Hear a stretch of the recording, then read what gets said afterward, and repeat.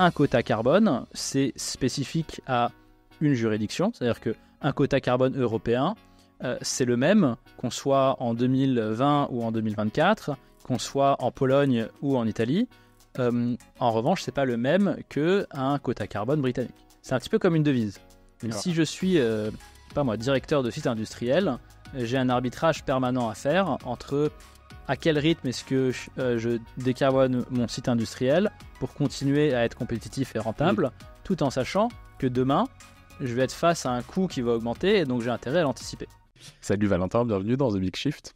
Salut Xavier. Ça va ? Très bien, merci de ton accueil. Par cet après-midi pluvieux, tu as fait ton déplacement pour venir jusqu'à la maison pour enregistrer cet épisode. Exactement, je suis passé entre les gouttes, j'ai eu de la chance.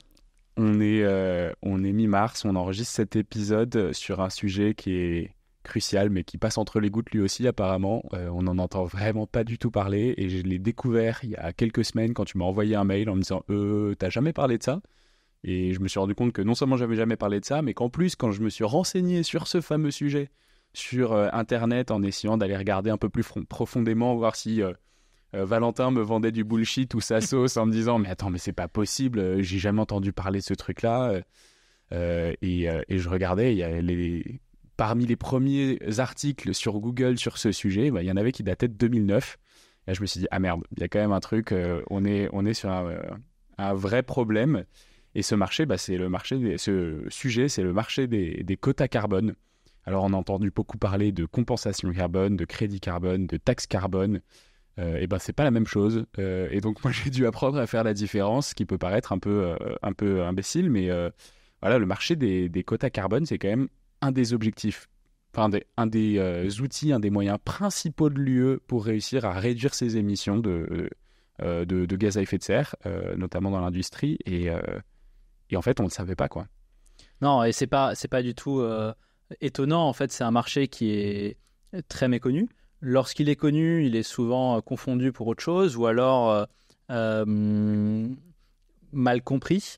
Alors qu'en effet, c'est non seulement le pilier de toute la stratégie climat et énergie de l'Union européenne et donc de l'ensemble de ces pays, y compris la France, mais c'est aussi considéré comme un des mécanismes les plus efficaces pour réduire les émissions à grande échelle et à un rythme cohérent avec la trajectoire des accords de Paris. Ce sont des marchés, puisqu'en fait il y a plusieurs marchés qui concernent 20% des émissions mondiales, la moitié des émissions européennes ou presque.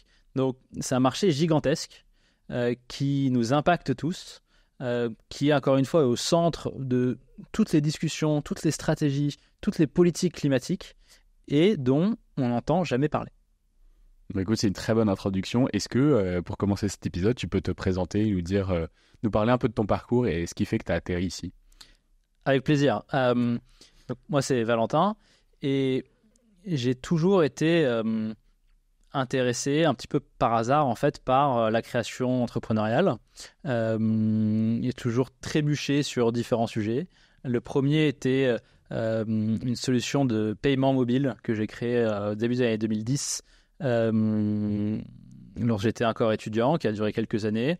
Et puis s'en est en suivi différentes startups dans différents secteurs. On en parlait tout à l'heure. J'ai créé une agence de visualisation architecturale en réalité virtuelle en 2015. Et ensuite, j'ai repris une partie de ces technos pour créer une marque de maquillage en réalité augmentée en 2016-2017.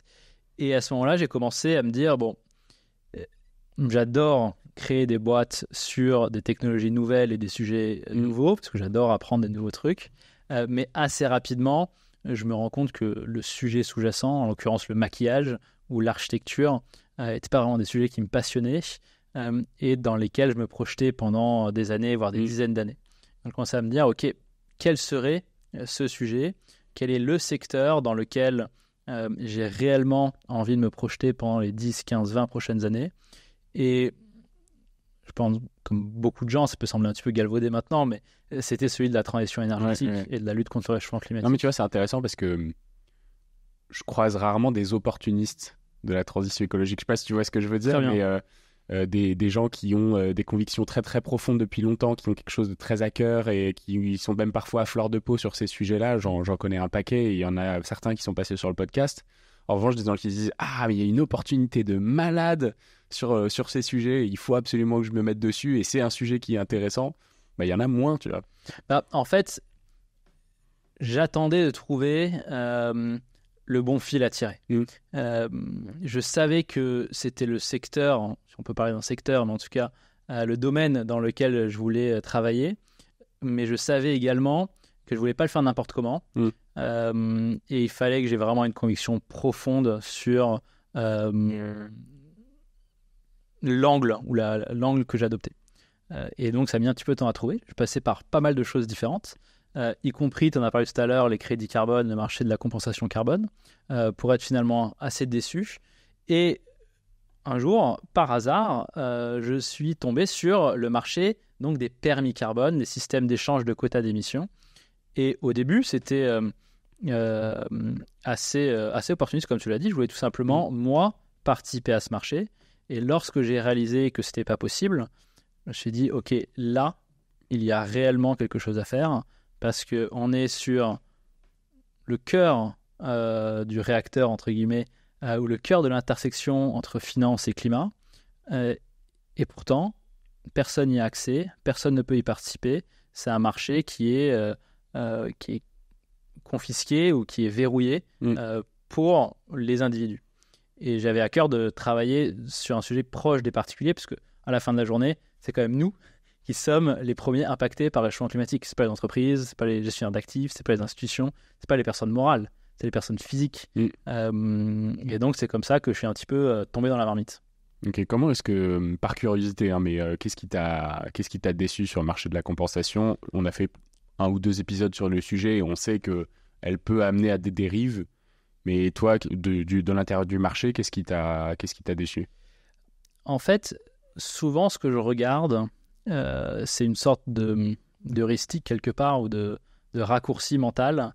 Je me dis, si on tire le trait de cet angle ou de ce marché ou de ce secteur ou de cette solution et qu'on le déploie à grande échelle, qu'est-ce qui se passe? Alors, à grande échelle, qu'est-ce qui se passe?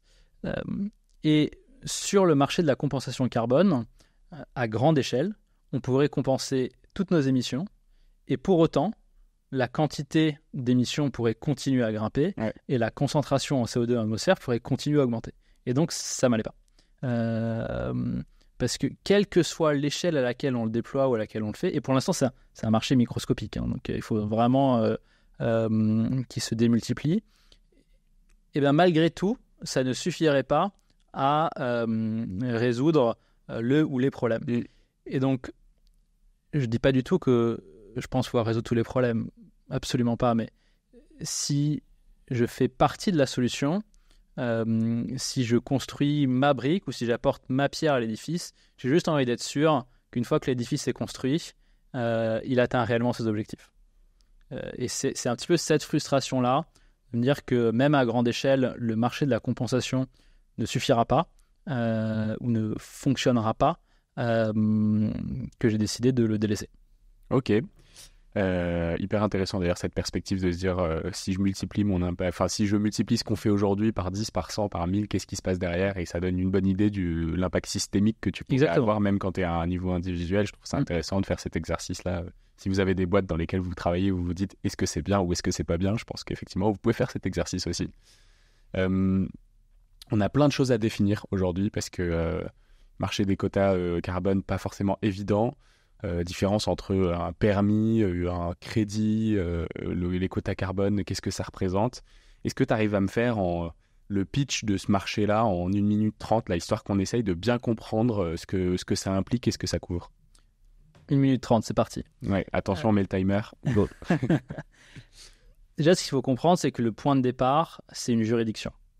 Donc, une entité qui a le pouvoir sur son territoire. Ça peut être un pays, ça peut être un État, comme la Californie par exemple, ça peut être le Québec, ça peut être un groupe de pays comme l'Union européenne. Mais en tout cas, c'est une juridiction qui va cibler ou identifier un certain nombre de secteurs économiques et leur dire, vous, collectivement, vous ne pouvez pas émettre plus de X tonnes de CO2. Donc, ils fixent un plafond.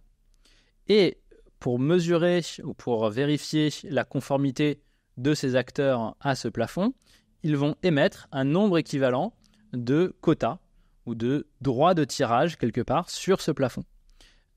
Et à la fin de l'année, l'ensemble des acteurs assujettis, donc les secteurs économiques qui ont été identifiés, doivent détenir un nombre de permis, de quotas, de droits de tirage équivalent à leurs émissions, sachant que le nombre total, encore une fois, il est fini, ou inférieur bien sûr. Et pour les détenir, il faut les acheter. Et donc ça leur donne une valeur. Mais chaque année, la juridiction diminue le nombre de permis disponibles. Elle diminue le plafond pour qu'on arrive progressivement à 0. Et donc, la valeur de chaque permis augmente petit à petit. Et donc, un quota carbone, c'est spécifique à une juridiction. C'est-à-dire qu'un quota carbone européen, c'est le même qu'on soit en 2020 ou en 2024, qu'on soit en Pologne ou en Italie. En revanche, ce n'est pas le même qu'un quota carbone britannique. C'est un petit peu comme une devise. Un euro, c'est un euro. Un dollar, c'est un dollar. Aujourd'hui, un quota, par exemple, en Europe, ça représente quoi en termes de CO2 ? Un quota, c'est une tonne. Un quota, une tonne. Voilà. Donc, si je suis, je sais pas, un métallurgiste, je produis du métal. Pour produire ce métal, je chauffe du métal avec du gaz ou du charbon. J'émets du CO2. Disons que sur l'année, j'ai émis 153 tonnes de CO2. Il faut que je restitue, que je rende à l'Europe 153 permis que je suis allé chercher sur les marchés. Et étant donné qu'il y a de moins en moins de permis disponibles chaque année, la valeur du permis augmente.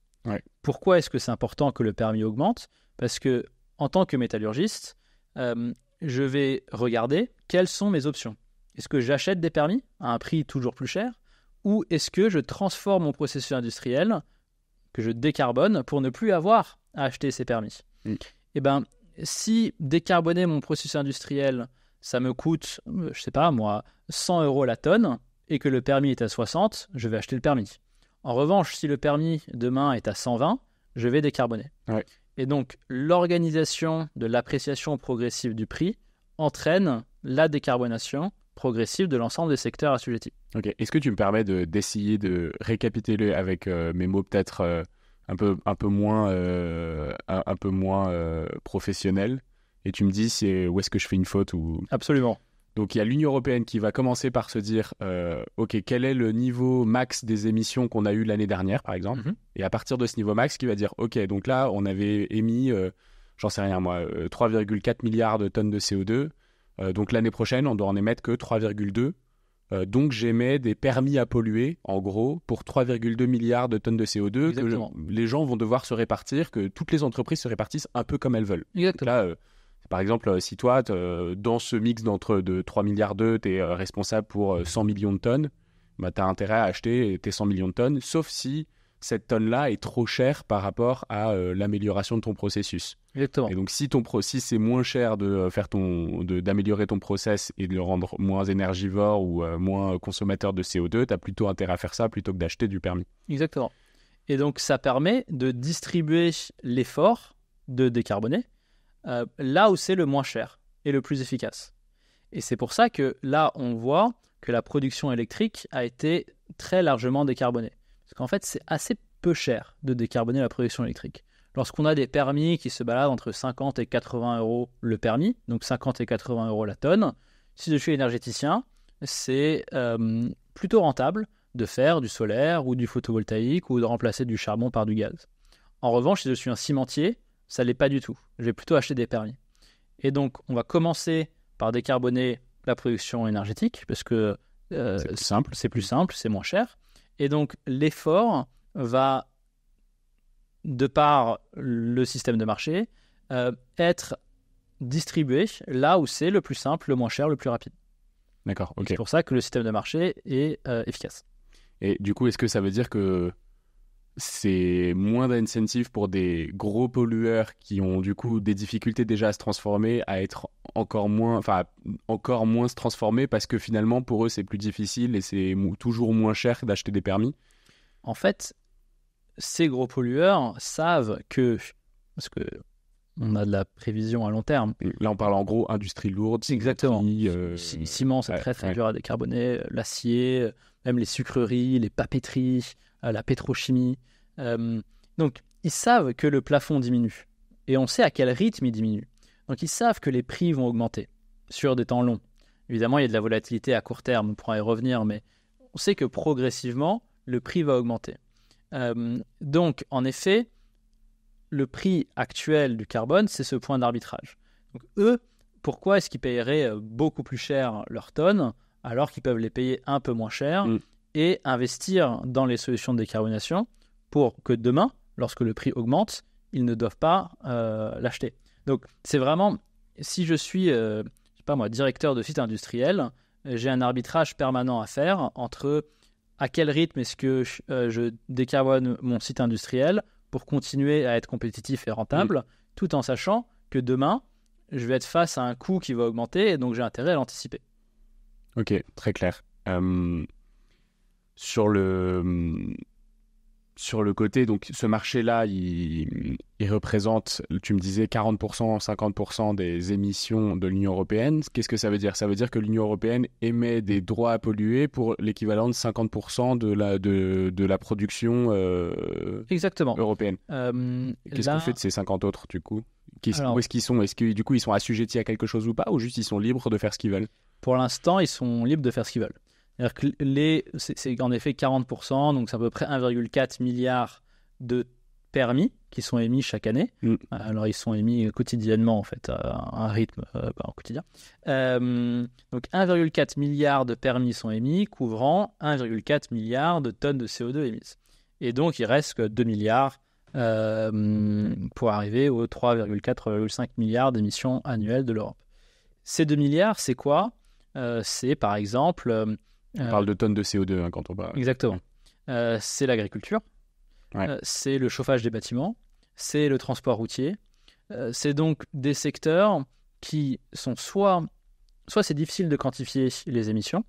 Par exemple, pour l'agriculture, c'est assez difficile de quantifier d'où viennent exactement les émissions. Donc, c'est difficile à quantifier, c'est difficile à vérifier, c'est difficile de mettre en place des permis. Soit qui sont très proches des consommateurs / électeurs. Et donc, c'est un petit peu inflammable, politiquement parlant.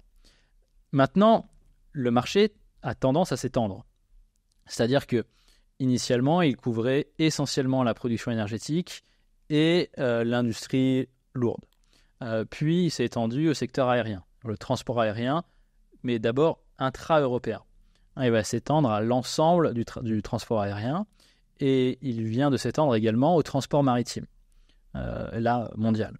Il va également s'étendre aux importations. Donc, petit à petit, le marché s'étend et couvre une part de plus en plus importante des émissions. Aujourd'hui, ça reste donc la moitié des émissions européennes qui sont couvertes par cette tarification du carbone. Par ce système de réduction des émissions. Ouais. Alors du coup, la question qui subsiste, c'est pourquoi est-ce que c'est inconnu comme marché pour toi et moi, quoi. Alors toi, non, mais pour moi et les autres. Ça l'était il n'y a pas si longtemps. Hein. En fait, je suis devenu un peu, complètement même fasciné par ce marché. Mais... On disait juste avant l'épisode qu'on était un peu tous les deux des geeks de ce genre de truc. C'est le seul podcast d'ailleurs dans lequel on vous parlera de sujets dont personne ne souhaite parler. Donc vraiment, genre, vous avez intérêt à écouter cet épisode jusqu'au bout parce qu'il y aura des infos que vous retrouverez nulle part ailleurs, c'est certain, quoi. J'ai vraiment geeké le marché, pour le coup, on peut le dire. Parce que c'est fascinant, parce que c'est à l'intersection entre l'économie, la finance, la politique, les sciences environnementales. Il y a plein de mécanismes vraiment cool dont on pourrait parler pendant des heures sur le coût social du carbone. Quels sont les dommages générés à chaque fois qu'une tonne de CO2 est émise, ou le coût marginal de réduction du carbone par industrie. Enfin, il y a plein de sujets. Mais pour revenir à ta question, pourquoi est-ce qu'on n'entend pas parler? Je pense qu'il y a 2 ou 3 raisons. La première, c'est que c'est un sujet assez loin du consommateur, électeur particulier. C'est-à-dire que c'est vraiment comment l'électricité est produite, comment est-ce qu'on fait de l'acier, de l'aluminium, du ciment. En fait, on s'intéresse assez peu à ça. On pourrait demander, là je vois par la fenêtre, il y a des gens qui conduisent des voitures, qui sait exactement comment fonctionne une voiture, un moteur thermique. C'est vieux comme le monde, enfin j'exagère, mais on ne sait pas comment ça fonctionne. Donc je pense qu'il y a une sorte de méconnaissance, tout simplement parce que c'est assez loin de nos références quotidiennes. La seconde raison, c'est qu'il y a eu sur le marché une grande fraude à la TVA. Et du coup, maintenant, il y a une sorte je pense, de tabou autour de ce marché qui a été source d'un scandale, qui a fait couler beaucoup d'encre. Et donc maintenant, c'est un peu hush-hush. On préfère ne pas en parler et faire ça entre industrie et technocrates et régulateurs. Okay. C'était quoi l'histoire, rapidement, là? Par curiosité aussi. Rapidement, c'est tout simplement que la fraude à la TVA, c'est une vieille fraude qui a lieu et eu lieu sur différents produits, historiquement les téléphones portables, où on va essayer d'arbitrer ou de bénéficier des écarts de TVA entre les pays. Donc, je vais acheter dans un pays où il y a une TVA élevée, le revendre dans un autre pays et prendre la différence en crédit TVA. Là, tout d'un coup, on a eu un marché qui était un marché quelque part dématérialisé. C'était avant les NFT et la crypto, mais c'est un marché, comme un marché de devises quelque part, mais sur lequel on a mis la TVA parce que on considérait que c'était pas un actif financier.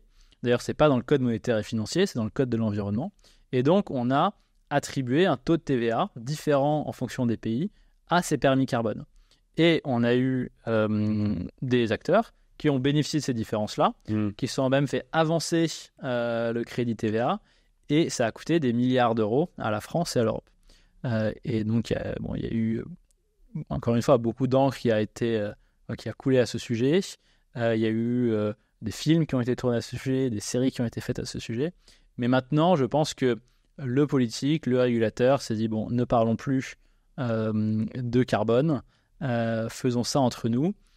Et peut-être, c'est lié à la troisième raison, c'est que c'est un petit peu complexe. Et du coup, il y a un traitement journalistique qui parfois est un petit peu rapide, un petit peu inexact. Et pour éviter d'avoir à rentrer dans des débats un peu techniques, on préfère tout simplement pas en parler. Moi, je considère que c'est un petit peu un scandale démocratique quelque part, parce qu'on est dans le plus grand espace démocratique au monde. On parle de notre plus grand défi commun, le réchauffement climatique, la transition énergétique, et de l'arme principale de cet espace démocratique pour faire face à ce défi commun. Et on essaye de le taire. Et ça, c'est un vrai problème. Ouais. Et donc, toute une raison d'être de notre activité, c'est au contraire de braquer les projecteurs sur ce marché, de le vulgariser, de le démystifier, de le rendre en fait accessible et intelligible à tout le monde.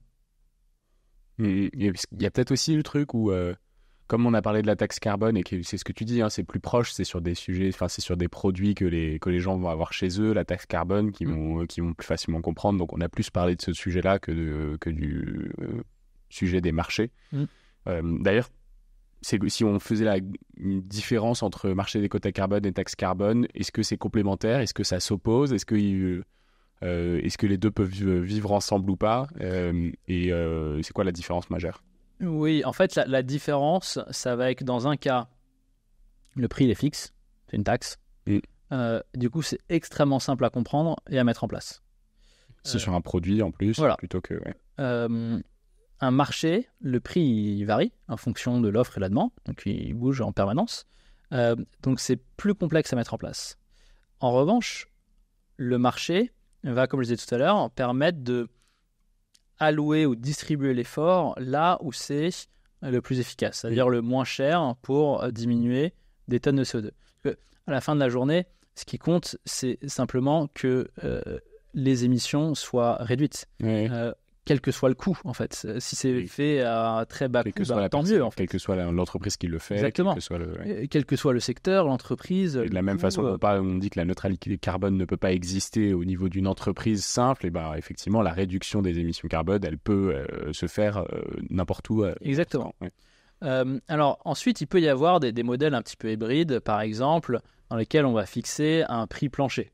C'est-à-dire, quoi qu'il arrive, le prix ne peut pas descendre en dessous de tel montant, et du coup c'est un système de marché mais avec un prix plancher, donc c'est un système un peu hybride. Il existe le prix plancher aujourd'hui ou pas? Non, Aujourd'hui, il n'existe pas. Parce qu'en 2005, il y avait quand même eu ce souci 2005-2007 où le prix à la tonne était tombé à zéro parce que justement la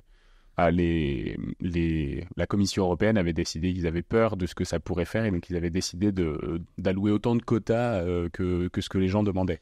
Oui, Ce qui réduit le prix de la exactement. quota à zéro. Et ce qui s'est passé également, c'est qu'en fait, donc le prix, c'est offre et demande. Et là, il y a eu une offre. L'offre, elle est fixée à l'avance. Elle est fixée à l'avance. En tout cas, sa trajectoire est fixée à l'avance, avant même qu'on connaisse la demande. Et du coup, l'Union européenne avait dit, on va fixer une trajectoire d'offre à un niveau correspondant au niveau historique des émissions, puis on va le diminuer progressivement. Sauf que ce qui se passe en 2007, c'est qu'il y a la crise financière. Ouais. Et ensuite, elle se traduit par une baisse de la compétitivité des entreprises européennes. Ouais. Et de la production industrielle. Et donc de la demande. Parce que les entreprises, les industries émettant moins de CO2, consommant moins d'énergie, elles émettent moins de CO2, donc elles demandent moins de permis. Et donc il y a eu un écart important entre l'offre et la demande. Il y a eu un surplus d'offres. Ce qui fait que les prix se sont complètement effondrés. Et donc, ça a été résolu par la suite, mais c'était une erreur dans la conception du marché, avec une offre qui est anticipée en avance et une demande réelle qui peut être assez loin en fait de cette offre anticipée. Okay. Et du coup, ça amène quand même un autre sujet, parce que tu dis il y a la baisse de cette production, et puisqu'il peut y avoir aussi des baisses de compétitivité par rapport à d'autres. Là, on parle d'un marché qui est européen, stricto sensu, donc ça veut dire que potentiellement, on pourrait avoir des entreprises européennes qui doivent payer plus cher, ou alors parce qu'elles doivent payer leur permis, ou alors parce qu'elles doivent transformer leur process, par rapport à des entreprises typiquement d'Asie, qui n'auront pas forcément à faire ce travail-là. Est-ce que du coup, il ne faudrait pas directement un marché mondialisé qui permette de mettre tout le monde sur un pied d'égalité, ou est-ce que ce n'est pas possible? Alors, je souris parce que c'est le grand débat depuis 20 ans que le marché existe. En fait, et pour répondre à ta question, et je reviendrai sur les détails tout à l'heure, mais c'est en cours. Alors, pas un marché mondialisé, mais l'Union européenne a fait quelque chose de assez malin et assez audacieux. Pour une fois, ils ont vraiment mis une forte dose d'extraterritorialité dans leur réglementation, où maintenant il y a ce qu'ils appellent le mécanisme d'ajustement carbone à la frontière, qui n'est pas une taxe, parce que sinon ça irait à l'encontre des règles de l'OMC. C'est un tarif qui est attribué aux importations européennes et qui correspond à la différence entre le prix carbone en Europe et le prix carbone du pays exportateur. Et ce que ça incite, c'est tout simplement, ça incite les pays exportateurs à mettre en place des marchés carbone et à faire en sorte que le prix au sein de ces marchés s'aligne avec le prix européen. Ouais. Et du coup, là, il y a le Brésil, il y a l'Inde, il y a l'Indonésie, il y a la Turquie qui sont en train de mettre en place leur marché carbone parce qu'ils exportent vers l'Europe énormément de biens carbonés. Mais là, on parle de quelque chose qui est en train de se mettre en place en 2024, alors que le marché existe depuis 2005. Et donc, qu'est-ce qui s'est passé pendant toute cette période? Il y a eu en effet des industries qui ont dit à l'Europe, vous êtes en train de créer un coût supplémentaire sur notre activité, mais c'est très simple, nous on part. Donc on va fermer des sites industriels, on va licencier des employés et on va les produire ailleurs, là où ça nous coûte moins cher. Et donc l'Europe a dit non, s'il vous plaît, partez pas. On va vous en donner gratuitement des permis, comme ça, il n'y aura pas de coût. Et donc, qu'est-ce qui s'est passé? Un système un peu à deux vitesses, où d'un côté, il y a eu les industries qui ne pouvaient pas se délocaliser, par exemple la production électrique. L'électricité, ça se stocke mal, ça se transporte mal, donc on ne va pas aller produire l'électricité française en Chine. Et d'autres qui avaient la capacité de se délocaliser, qui ont obtenu des permis gratuitement. Alors, là, pareil, il y a beaucoup de choses qui ont été dites sur le sujet, pas toujours exactes, mais ces allocations gratuites sont en train de disparaître progressivement grâce à la mise en place de cette frontière carbone ou ce mécanisme d'ajustement carbone aux frontières. Donc, c'est vrai ce que tu dis sur ce risque de délocalisation, sur cette perte de compétitivité. Alors, il y a pas mal d'études qui ont été faites et qui montrent qu'en fait, dans les faits, il n'y a pas eu de perte de compétitivité. Mais ce dont il faut se rappeler, c'est que c'est une création politique nouvelle. L'Union européenne a été extrêmement novatrice dans la mise en place de ce marché. C'est un marché qui est gigantesque, qui ouvre 15 000 sites industriels, à la moitié des émissions européennes. Oui, il y a eu des loupés, il y a eu des erreurs sur la TVA, il y a eu des erreurs sur l'absence d'un mécanisme de stabilité de l'offre par rapport à la demande. Il y a eu des erreurs sur ces allocations gratuites qui ont duré beaucoup trop longtemps. Ça reste un marché qui a permis de réduire les émissions des entreprises assujetties de 40% en 20 ans et qui nous est envié par à peu près tous les pays et qui a inspiré une quarantaine d'autres juridictions donc qui aujourd'hui fonctionnent assez bien. C'est pas parfait, mais il fonctionne assez bien. Une des raisons pour lesquelles il n'est pas Chine parfait. qui copie l'Union européenne d'ailleurs. Bien sûr. Alors la Chine a créé son marché, la Corée du Sud, la Nouvelle-Zélande, enfin, il y a plus d'une trentaine. La Chine a créé un marché très fortement inspiré de celui de l'Union européenne, avec des différences. Eux, ils ne vont pas trop rentrer dans la technique, mais ils l'ont d'abord fait au niveau municipal avant de progressivement intégrer le marché au niveau national. Et au lieu de mettre des objectifs en valeur absolue de baisse des émissions, ils ont mis des objectifs d'intensité émissive. Donc ils ont dit par exemple, je sais pas moi, pour produire de l'acier, vous émettez 10 tonnes de CO2 par tonne d'acier produit. Voilà, on va essayer d'arriver à 8, puis à 7. Donc c'était vraiment l'intensité émissive. Ce qui leur permet de continuer à produire autant qu'ils veulent et à augmenter la production. Exactement. Et on va voir comment progressivement est-ce que ça évolue. C'est un marché assez jeune. L'Union européenne a elle aussi essuyé des pots cassés à son début. Donc, voyons voir comment l'ensemble de ces marchés évolue et petit à petit s'homogénéise. C'est quoi le coût d'un quota aujourd'hui en Union européenne? Alors aujourd'hui, c'est à peu près 55 € par tonne. Okay. Et ça a augmenté beaucoup depuis les dernières années ou... Alors, sur les 10 dernières années, en moyenne, c'est une croissance de 25% par an, ce qui est gigantesque. Okay, ce qui est énorme, oui. Maintenant, je t'ai dit sur les 10 dernières années, en moyenne. Si on prend sur un an, c'est presque moins 40%. Si on prend depuis le début de l'année, c'est moins 25%. Et donc, il y a eu entre 2018 et 2022, pendant 4 ans, une énorme croissance du prix et là, une chute du prix. Les deux s'expliquent assez bien. C'est monté un petit peu trop haut et là, c'est en train de se stabiliser.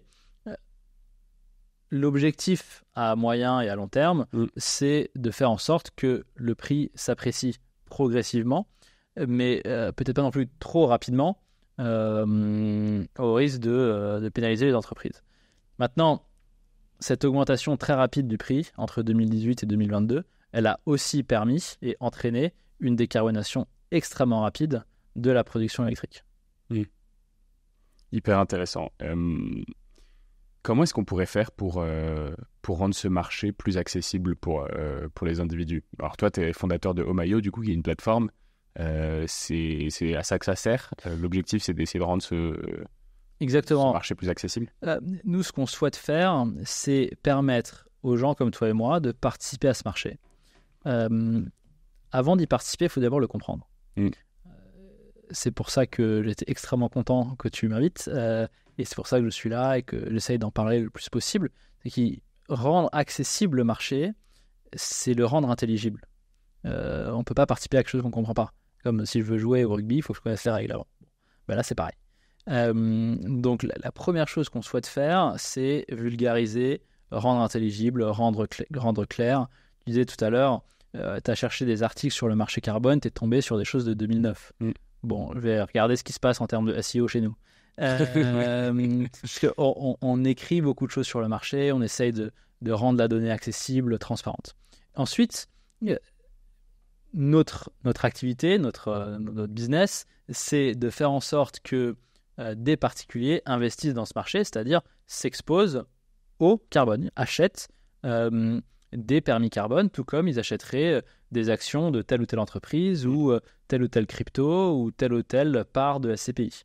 C'est vraiment un produit d'investissement et on le rend accessible à des gens qui jusqu'à maintenant ne pouvaient pas accéder à ce marché, qui encore une fois est un marché massif, extrêmement liquide. Le volume d'échange en Europe, c'est à peu près 800 milliards d'euros par an. Donc c'est un gros marché. C'est pas un détail. En fait, moi, j'avais beaucoup moins en tête, mais parce que j'imaginais juste le marché primaire, c'est-à-dire l'État qui émet ses quotas, et en fait, chacun en achète 1 à 55 euros.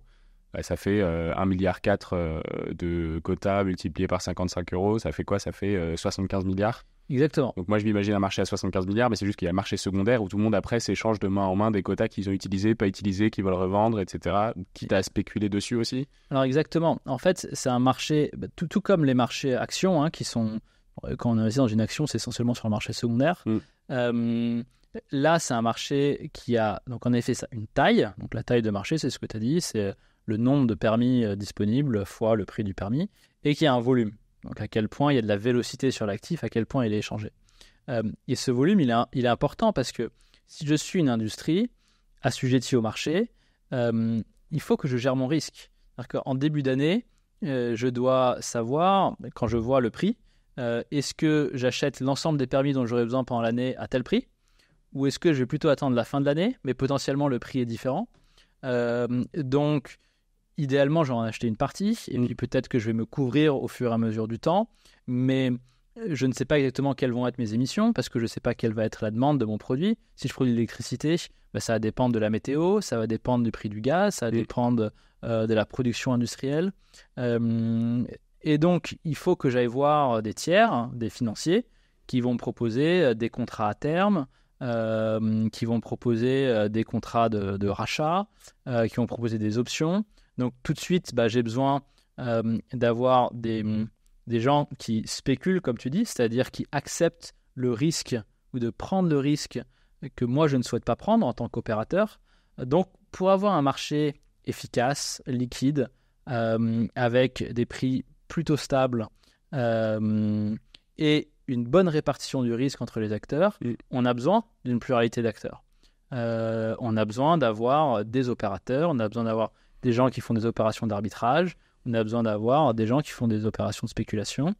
Et la dernière roue du carrosse ou le dernier bloc, on a besoin d'avoir aussi des investisseurs qui sont plutôt des petits porteurs qui peuvent également participer à ce marché pour le rendre plus fluide et pour le stimuler. Et aujourd'hui, le marché n'est pas accessible pour les particuliers. Absolument pas. Et c'est là qu'on a envie d'intervenir en disant, encore une fois, on parle du pilier de la stratégie climat de l'Union européenne. Le climat, c'est quand même quelque chose qui nous concerne, nous, en tant qu'individus. C'est nous, les personnes physiques, en chair et en os, qui sommes les premiers affectés. C'est pas les personnes morales, c'est pas les bâtiments. Enfin, ce sont pas les bâtiments, a priori, c'est pas des êtres sensibles. Donc, ce sont nous. Et pourtant, nous qui sommes les premiers impactés, les premiers concernés, on n'y a pas accès. Et c'est à cette presque absurdité économique, financière et démocratique à laquelle on souhaite répondre.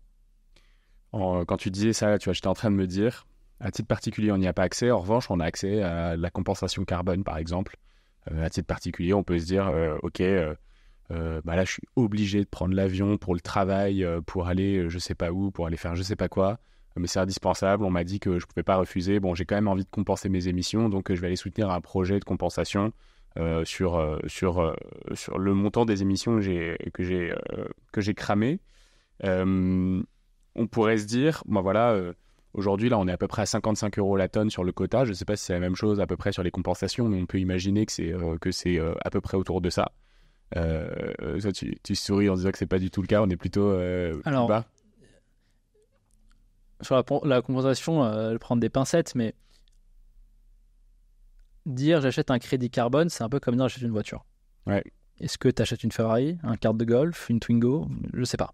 Le prix moyen sur le marché mondial, qui a cette fois-ci un tout petit marché de 2 milliards d'euros par an, c'est-à-dire 500 fois plus petit, il est autour de 4-5 $. 4-5 okay. Alors maintenant, il y a des projets qui vont être des projets en France où il y a, dit-on, plus de vérifications, ainsi de suite, où on peut avoir des prix à 10, 15, 20 euros. Mais en moyenne, compenser sur le marché volontaire une tonne de CO2, c'est de l'ordre de quelques euros. Ouais. C'est le prix d'un café. Donc l'idée, café c'est parisien, que si tu émets 5 tonnes par an parce que tu es assez écolo, si tu veux faire de la compensation, tu en as pour 100 balles sur ton année. max. Et si tu veux acheter des quotas, tu en as plutôt pour 5 x 5, 25, tu en as pour 2500 euros. Quoi. Ouais. Voilà, donc ça, c'est la différence entre acheter un quota et compenser de façon individuelle. Mais ce qui pourrait être marrant, du coup, c'est se dire, OK, il y a un nombre de quotas qui est limité dans l'année. En tant que particulier, j'ai pas besoin de ces quotas-là. En revanche, je peux investir sur ce marché. Je vais m'acheter 5 quotas et comme ça, je les retire du marché et les entreprises peuvent plus les acheter. Moi, je les séquestre un peu comme si je faisais de la séquestration de CO2 en direct et je les mets plus sur le marché. Et donc, j'oblige ces entreprises qui ne peuvent plus acheter ces quotas à forcément au moins réduire leurs émissions du montant du nombre de quotas que j'ai acheté. C'est ce qu'on dit. Nous, sur ce marché, quelque chose qui est vraiment important, si on rentre un peu dans les produits financiers qu'on structure et qu'on conçoit pour permettre aux particuliers d'accéder au marché, c'est qu'on détient physiquement les permis. Ouais. C'est-à-dire, ce ne sont pas des contrats à terme, c'est pas des produits dérivés, c'est pas des options, c'est pas des futures, c'est le spot. Donc, on détient physiquement les permis. Et donc, ça permet de confisquer d'autant la quantité disponible. Vraiment, on va sortir du marché et mettre sur notre compte de dépôt à la caisse des dépôts un nombre de permis équivalent à l'investissement de nos clients. Et ce faisant, on va raréfier l'offre et donc avoir une pression à la hausse sur le prix. Alors évidemment, vu la taille du marché, cette pression à la hausse, elle va être pour une personne infinitésimale. Si les 15 000 auditeurs de The Big Shift se mettent à acheter chacun un quota, qu'est-ce qui se passe ? Ça fait 15 000 quotas, donc 15 000 tonnes de CO2 retirées du marché. On est sur un marché d'à peu près 1,5 milliard de tonnes. C'est une demi-goutte. Donc c'est tout petit. En revanche, s'ils en parlent chacun à leurs amis et qu'ils postent tous sur LinkedIn et que ça commence à faire un mouvement et qu'on commence à être nombreux et surtout qu'ils n'achètent pas un mais peut-être 10 ou 100, là on commence à avoir un impact réel. À la fois sur la tension qu'on va créer sur l'offre, sur donc la pression sur les prix, sur le message qu'on envoie, sur le fait que tout d'un coup on a quelques milliers ou quelques dizaines de milliers de personnes qui participent à ce marché et qui peut-être lors des élections européennes vont faire un petit peu plus attention à quelles sont les réformes ou les évolutions du marché qui sont proposées par tel ou tel parti. Et là on commence, je pense, à avoir un effet, un impact réel sur les trajectoires de décarbonation en Europe. En fait, finalement, c'est plus... c'est quasiment de la connaissance plutôt que de l'investissement qu'il faut sur ce truc-là. Je pense que c'est difficile de faire l'un sans l'autre. Ouais. C'est encore une fois, si je connais pas les règles du rugby, je vais pas rentrer sur le terrain, quoi. J'ai l'impression qu'il y a une sorte de brouhaha où des mecs se rentrent dedans. En revanche, une fois que j'ai compris les règles, là j'ai vraiment très envie de jouer. Et moi, c'était un petit peu, en tout cas, c'est mon expérience et la démarche qui était la mienne. J'ai découvert ce marché. J'étais, comme toi, un peu surpris de n'en avoir jamais entendu parler. Donc là, j'ai commencé à geeker, à lire de plus en plus de choses, à appeler des gens à droite à gauche. Et là, je me suis dit, ok, en fait, ce truc, il est juste incroyable. Il est à l'intersection entre la finance et le climat. Il existe depuis 20 ans. Il marche réellement, c'est empirique, c'est démontré, c'est consensuel, c'est-à-dire que tout le monde est à peu près d'accord. Moi aussi j'ai envie de participer. Ouais.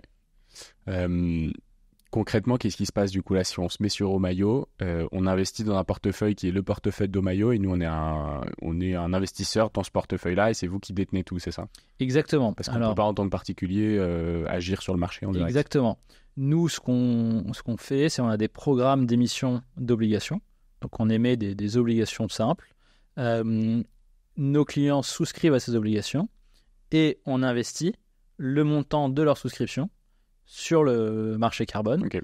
Et donc, on détient un nombre de permis équivalent au montant de leur souscription. L'obligation que eux détiennent, donc eux détiennent une obligation, pas le permis, ça c'est nous qui le détenons. L'obligation que eux détiennent voit sa valeur fluctuer en fonction du prix du permis carbone. Oui. C'est vraiment du 1 pour 1. Et on détient systématiquement un nombre de permis équivalent au montant investi. Ouais. Donc, voilà. C'est une réplication physique dans le sens où à la fois la valeur de l'obligation, donc de l'instrument financier détenu par les clients, et le sous-jacent détenu par Omayo sont équivalents au permis carbone. Qu'est-ce que tu penses de la spéculation sur les quotas? Tu disais donc en 2022-2023, ça a été descendu de 20 puis de 40%, c'est ça? Est-ce que c'est lié à de la spéculation? Parce qu'a priori, on pourrait se dire si les États ou les gouvernements diffusent de moins en moins de quotas et que les entreprises en ont besoin, a priori, normalement, les montants doivent au moins rester stables si le marché est stable, parce qu'on réduit les émissions de gaz à effet de serre au même rythme que les États divulguent, pas divulguent, mais émettent moins de quotas. Normalement, le marché devrait être, sinon stable, au moins à la hausse. Pourquoi est-ce qu'on a des marchés qui se cassent la figure? Est-ce que c'est lié à de la spéculation ou est-ce que c'est vraiment un peu ce qu'on évoquait tout à l'heure avec juste des histoires d'état de marché, de crise et de compétition? Alors, faire une réponse en deux parties. La première, c'est quels sont les facteurs qui influent le prix? Et ensuite, qu'est-ce que je pense des spéculateurs? Et en fait, c'est pas forcément lié parce que les spéculateurs n'ont pas vraiment d'impact sur le prix.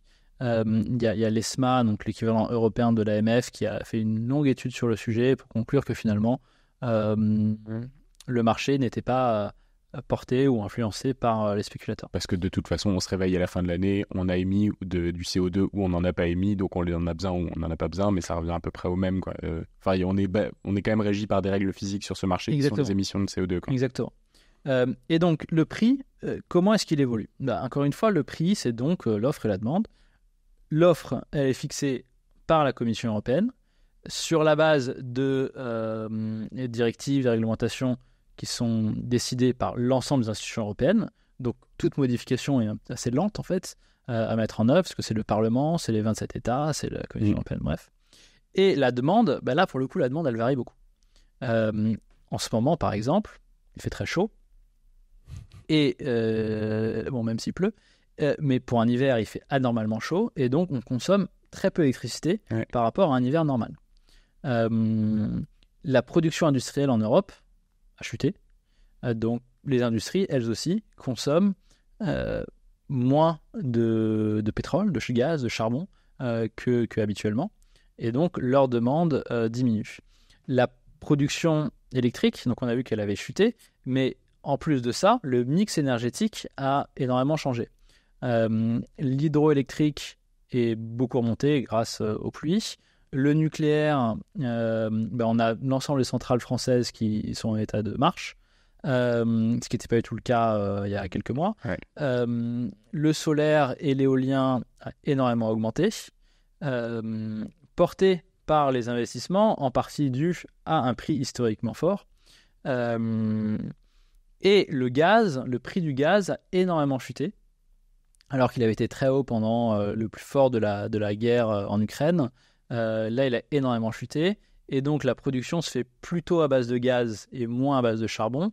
Et pour une quantité électrique donnée, le gaz est moins émissif. Donc tout ça fait qu'en fait, on a besoin de beaucoup moins de permis, parce qu'on émet beaucoup moins de CO2. Et donc il y a une sorte de trou dans le marché où on a diminué nos émissions bien plus rapidement que la diminution du plafond, la diminution que ce soit quelque chose de court terme ou de... Exactement. Mais cette diminution d'offres, elle va continuer. Petit à petit, on va diminuer. Et donc, on va avoir un peu un effet balancier où, au bout d'un moment, on va retrouver une tension entre offre et demande, surtout lorsque on va arriver à des secteurs industriels qui ont à peine amorcé leur décarbonation. L'acier, le ciment. Et là, on risque d'avoir un prix qui repart Ouais. très nettement à la hausse. Mais non, du coup, ça prend du temps. Comme en 2005 ou 2007 où la Commission européenne s'était dit on va mettre des quotas gratos, alors tu m'as dit que ça, ils le feraient plus, qu'il y aurait un prix plancher, etc. Potentiellement, est-ce que sur des phases comme ça où justement on produit moins, on émet moins de CO2, ils pourraient dire en fait finalement on retire 10% du volume qui est sur le marché comme ça, histoire de garder un prix haut ou au moins des ambitions climatiques élevées. Parce que j'ai l'impression qu'en fait finalement ça reste un marché, mais c'est quand même un marché qui est basé sur de l'ambition politique parce que au début de l'année, les quotas émis, c'est ceux qui sont décidés par les politiques finalement. Alors absolument. Donc on pourrait se dire au milieu de l'année, allez hop, on enlève 10% du marché et comme ça, chacun garde ses ambitions, quoi. Alors, déjà, j'ai pas dit qu'il allait y avoir un prix plancher. J'ai dit que théoriquement c'était possible et qu'il y avait certaines personnes qui demandaient la mise en place d'un prix plancher, mais pour l'instant, il n'y a rien qui a été décidé à ce sujet-là. Ensuite, il est tout à fait vrai, en tout cas c'est notre thèse à Shiomayo, que le prix du carbone est une sorte d'indicateur ou de proxy pour la force de l'engagement politique dans la décarbonation. Et on l'a vu en Nouvelle-Zélande, on l'a vu au Royaume-Uni, lorsque les gouvernements repoussent leurs engagements climatiques, leurs engagements de décarbonation, les prix s'effondrent. Ça, c'est vrai. Maintenant, est-ce que en plein milieu de l'année, l'Union européenne pourrait dire on retire 10%? En fait, non. Parce qu'il y a des règles. Les règles peuvent changer. Mais pour l'instant, aucune règle ne permet de manière arbitraire à l'Union européenne de ponctionner une partie du marché. On pourrait rajouter cette règle. En revanche, ils pourraient les racheter, par exemple. Alors, ils pourraient les racheter. D'ailleurs, l'Allemagne a dit que si le prix ne remontait pas au-dessus de 60 € de manière durable, ils allaient acheter des permis et les supprimer. Donc, ils pourraient. Maintenant, ils peuvent changer les règles. Mais encore une fois, changer les règles, ça met plusieurs années et ça demande l'accord de plusieurs pays, 27, et plusieurs institutions. D'où l'importance d'avoir une institution qui est censée représenter les électeurs, les particuliers, donc le Parlement, qui soit... comment dire, je ne vais pas faire de politique, mais il faut que les parlementaires européens et donc les électeurs qui élisent ces parlementaires soient extrêmement sensibles au sujet des réformes progressives et régulières de ce marché pour qu'il aille dans le sens qui est celui qui est voulu par les électeurs, quel qu'il soit, à la limite, c'est pas mon sujet, mais au moins qu'on se mette d'accord et qu'on aille dans la direction qu'on a collectivement choisie à travers les élections. Là, pour l'instant, c'est assez technocratique parce que personne n'est au courant, encore une fois, et donc il n'y a pas de soutien populaire, électoral, démocratique envers ce marché. La Pologne avait proposé la suspension de ce marché lorsque les prix ont augmenté. Oui, c'est vrai, j'ai vu ça. Ouais. J'ai vu personne dans les rues, moi. Alors qu'on est quand même en train de dire on met en pause le système principal sur lequel s'assoit toute notre politique énergétique. Parce que ça nous coûte trop cher de faire la transformation. Mais personne n'a bronché.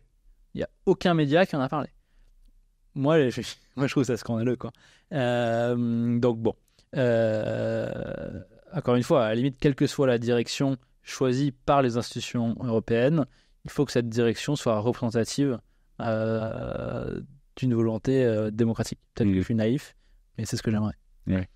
C'est quoi ton espoir, du coup, alors pour les prochaines années, tes ambitions pour Omayo Il y a pour Omayo et pour moi, je pense, ou j'espère que petit à petit, le carbone, les émissions de gaz à effet de serre deviennent une sorte de sous-jacent de référence à un système monétaire et économique mondial. Soit adossé à nos devises. Exactement. Un peu comme l'or l'était pour les devises pendant Bretton Woods. Si réellement on veut décarboner massivement et rapidement nos sociétés, il faut attribuer un prix aux émissions, parce qu'aujourd'hui, les émissions ont déjà un coût. Il s'appelle réchauffement climatique. Ce coût, c'est toi et moi qui le payons. Il faut qu'il soit réinternalisé au niveau de l'émetteur, et donc on attribue un prix à ces émissions, et que l'ensemble du système économique, financier, monétaire soit orienté ou soit aligné avec cet objectif global. Alors, est-ce que ça veut dire il y a une sorte de fantasme d'un prix uniforme du carbone au niveau mondial? Je ne sais pas, mais je pense que petit à petit, ça peut évoluer vers une sorte d'adossement ou de devise mondiale. Voilà, on est plus dans la climate fiction, ou la finance fiction, mais il y a un bouquin qui parle de ça très bien, c'est le ministère du futur ou le ministère de l'avenir, je ne sais pas c'est quoi la traduction en français, et c'est des idées que je trouve assez intéressantes. Et Omayo, là-dedans, j'aimerais tout simplement qu'on crée l'infrastructure financière de la finance climat, c'est-à-dire la finance qui sert une génération pour qui le climat est la variable d'ajustement de toutes ces décisions. Qu'est-ce que je mange? Comment je voyage? Où est-ce que j'habite? Dans quoi je travaille? Et comment j'investis? Waouh! Vous avez des concurrents ou pas du tout encore? Alors, on a plein de concurrents dans le sens... nous, on demande à nos clients d'investir leur argent, leur patrimoine dans nos produits. Donc, quelque part, n'importe quel autre acteur qui fait je parlais plutôt demande, sur le marché quota carbone. Malheureusement, non. Et je dis malheureusement très sincèrement. C'est-à-dire qu'on ne peut pas seul évangéliser un marché. Aujourd'hui, je crée une plateforme de SCPI. Il y a un nombre, j'en parlais de la CEO tout à l'heure, un nombre de requêtes investir en SCPI gigantesque. J'ai juste entre guillemets, c'est difficile, mais juste à les acquérir, à les collecter. Je pense qu'il y a assez peu de personnes, je pense, on a les chiffres, mais qui cherchent à investir dans les quotas carbone du système d'échange de quotas européens. Ça n'existe pas. Il faudrait lui donner un nom un petit peu plus bisounours aussi déjà. Exactement. Pour commencer. Non, je pense qu'en revanche, il y a énormément de personnes qui cherchent à investir dans des actifs qui sont à l'intersection entre la finance et le climat. Et il se trouve que cet actif s'appelle quota carbone. Et nous, il faut qu'on arrive à faire ce pont-là. Mais si on est seul, c'est quand même plus complexe que si on y était 10 ou 15 ou plus à travers l'Europe. Donc malheureusement, pour l'instant, non. Mais peut-être que des vocations seront suscitées. Et surtout que, en fait, c'est un marché sur lequel il y a plein d'angles d'attaque. Il n'y a pas que l'investissement des particuliers. Il y a énormément de choses à faire. Encore une fois, ça concerne une grosse dizaine de milliers de sites industriels, les transporteurs maritimes, les transporteurs aériens. Et il y a plein de sujets de conformité, il y a des sujets économiques, des sujets financiers, des sujets d'innovation, bref, c'est un énorme marché quoi. Que personne ou presque innove dessus, c'est vraiment dommage. Écoute, merci beaucoup, on est à presque 1 heure d'enregistrement finalement. Je parle un peu trop. Tu rigoles. Merci beaucoup pour tous tes insights, c'était hyper intéressant. J'espère que vous avez bien compris ce que c'était que les quotas carbone. Omayo, ça s'écrit H-O-M-A-I-O.